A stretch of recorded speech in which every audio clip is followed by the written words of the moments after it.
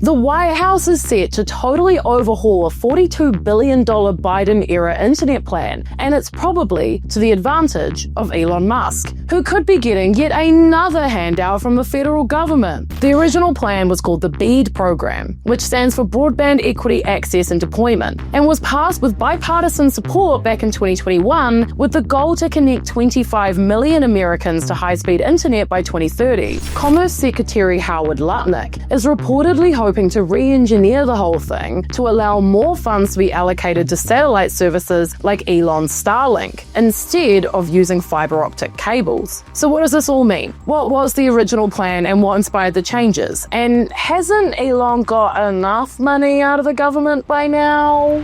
The United States has been dealing with a digital divide for some time now, with rural areas and low-income households having difficulty securing access to high-speed internet. We all know that in this day and age, the internet is basically a necessity in a lot of ways. Work, school, shopping, paying bills, and everything's a frickin' app now. The Federal Communications Commission released a map that showed nearly 7% of all US households don't have broadband internet access. And I know it doesn't sound like a lot, but that equates to around 8.5 million locations and tens of millions of Americans. And the more rural you go, the worse it gets. Under the Biden plan, states would have been left to make their own plans, request federal funding, as well as hold competitive bids for internet service providers to build the networks, using mostly fiber optic cables made in the United States. Setting up fiber optic networks is expensive, but they are reliable and can offer affordable rates to customers. But in cases where these networks were either too difficult to build or were gonna be too expensive, states could opt for cheaper, less permanent options, like using satellites. But now, Howard Lutnick, the Commerce Department Secretary who now has oversight of the federal program, apparently recently told senior officials that he wants to make significant changes to the plan. Instead of promoting a build-out of fiber optic networks, Lutnick reckons he wants states to choose the internet technology that will come at a lower cost to taxpayers. Okay, sure, that seems harmless, but according to The Guardian, experts agree that this would coincidentally favor satellite companies like Elon Musk's Starlink. Enthusiast of ugly hats and fascism, Elon Musk has been open about his disdain for the original deal, telling voters at a town hall last year, quote, "I would say that program should be zero," which is funny, okay? It's funny because a free press investigation into an earlier rural internet access program made during the first Trump administration found that Starlink sought subsidies to bring internet to unoccupied parking lots and traffic islands, as well as to urban areas where other providers were already providing internet. So basically, give me a subsidy to do something nobody actually wants or needs me to do. I would like $900 million now, please, thank you.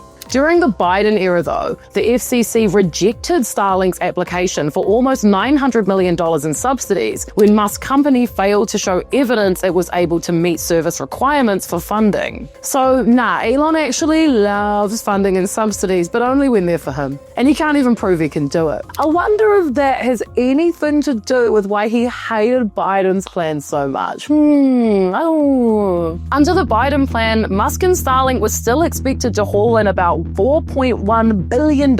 How is that not enough for you, bro? How is that a problem? How much debt are you in, Elon? Do you need to borrow $20?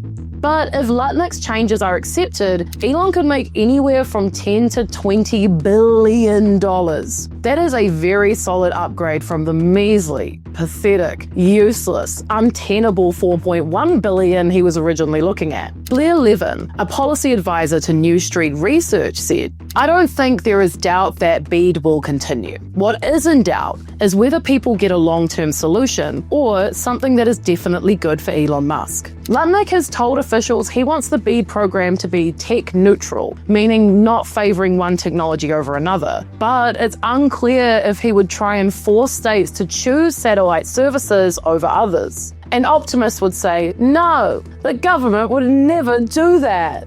These proposed changes, though, would probably end up being challenged by individual states, some of which have already started plans or just gotten really excited under the original rules. One analyst who spoke anonymously said, "The driving force behind BEAD was parity. Can you get internet service in rural Wyoming what you can get in suburban Denver?" Fibre is utterly critical. If the internet is the most important infrastructure asset a state has, and you're using a satellite, then it means you are not building something in your state. It can be turned on and off by the satellite provider. There's also various legal concerns. If you change up the program, what does that mean for states that have already been planning or holding bids for companies? It's not clear if the commerce departments could make them start from scratch under new protocols. But look, the original plan has its flaws too. The biggest criticism is that the Biden program's bureaucracy took too long, and not a single household has been connected to the new high-speed internet yet. So Team Trump could argue that states may as well start again to benefit taxpayers. Isn't it hilarious how much these guys yap about the taxpayer when they famously don't pay tax? Like in 2023, not even that long ago, the Trump organization was fined $1.6 million for running a tax fraud scheme for 15 years that carried on to his presidency. He hasn't paid the tax.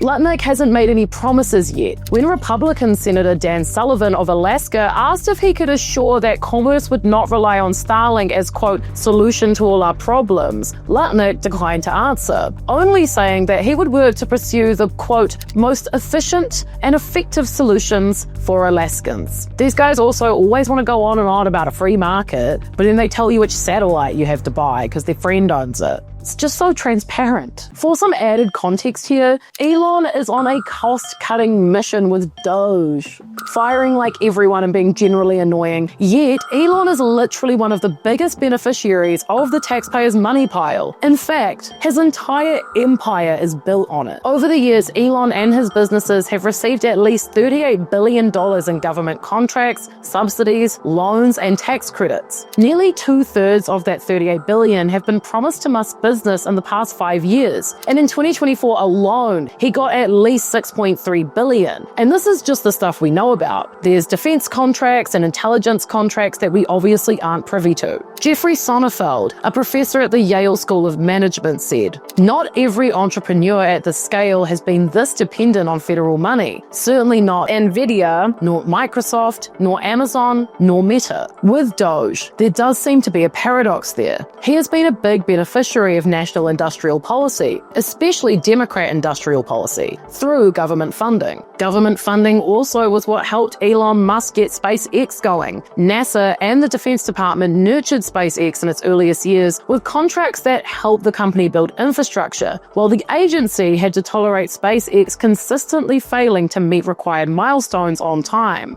All this to say, Elon wouldn't be rich without the help of the government, and your money if you're American as a taxpayer. Yet, he wants more. And he could get it. These changes could be announced as soon as next week. Free Press co-CEO Craig Aaron said, "Congress required the NTIA and states to prioritize broadband deployments that will provide the best and most reliable service to US consumers for the long term. The Trump administration is throwing out this sensible approach to favor only providers who are stationed inside the White House. We need infrastructure that lasts, not insider trading." What do you think? Is the new plan better overall and just happens to make Elon Musk happy? Or do you think it's all a little dodgy boots? Thank you for watching, everybody. Make sure you like and subscribe. I'm back 5 days a week explaining various things in the world, anything that's happening on the internet, anything that's happening around the world, anything that's marginally interesting. I'm covering it for you. Also, everyone feel bad for me. I'm a little tiny bit sick. I have a cough.